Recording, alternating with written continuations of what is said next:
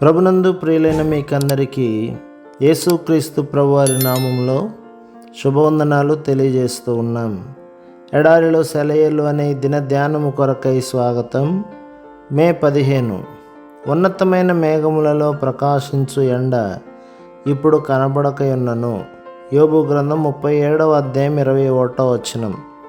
మేఘ ప్రపంచం లేకపోతే మన ప్రకృతికి అందం లేదు. ఇటలీ ప్రాంతంలో ఆకాశం ఎప్పుడు మేఘాలు లేకుండా బోసిగా ఉంటుందట. క్షణానికి ఆకారాలు మారుతూ ఆకాశంలో హుందాగా తేలే మేఘాలకు ఉన్న అందం ఖాళీ ఆకాశానికి ఎక్కడ వస్తుంది?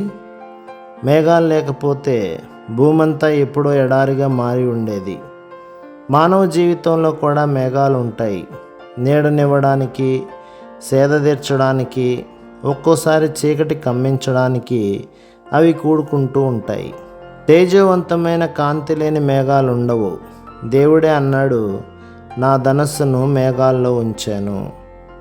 మనకు కనిపించే వైపు నుండి కాక రెండో వైపు నుంచి మనం మేఘాలను చూసినట్టయితే రవికిరణాలతో ప్రోక్షించబడుతూ గొప్ప పర్వత శిఖరాల్లాగా కాంతిని ప్రసరింపజేస్తూ కనిపించే మేఘాల దృశ్యం నిరుపమానమైనది.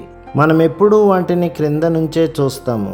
అయితే వాటి శిఖరాలను, లోయలను స్పృశిస్తూ తడుపుతూ నాట్యం చేసే ఉజ్వల కాంతిని ఎవరు వర్ణించగలరు? దైవ కుమారుడా, నీకు సంభవించే శ్రమలను అవతలి వైపు నుండి చూడగలిగితే ఎంత బాగుంటుంది.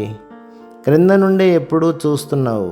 నువ్వు క్రీస్తుతో కూడా ఉన్నత స్థలాల్లో కూర్చొని క్రింద ఉన్న మేఘాలను చూడగలిగితే పరలోకపు స్వచ్ఛమైన ధవళ కాంతిని, క్రీస్తు ముఖకాంతిని అవి ప్రతిబింబిస్తున్నాయన్న సత్యాన్ని కళ్ళారా చూడగలిగితే ఎంత మంచిది.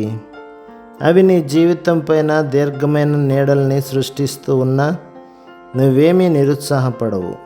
ఒక్కటి గుర్తించుకో, అన్నింటినీ తొలగించి శుభ్రపరిచే దేవుని గాలులు ఈ మేఘాలను కదిలిస్తూ విడగొడుతూ ఉంటాయి.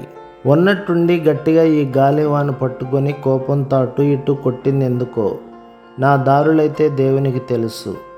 నమ్మకం ఉంచడం మంచిదని నాకు తెలుసు. కాలజ్ఞానపు గోడ ముసుగును తొలగించి తొంగి చూడలేను.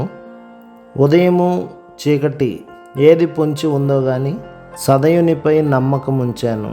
ఆటుపోటుల కావల రేవుందో లేదోనని నీటి అలలను దాటి చూచే కళ్ళు లేవు.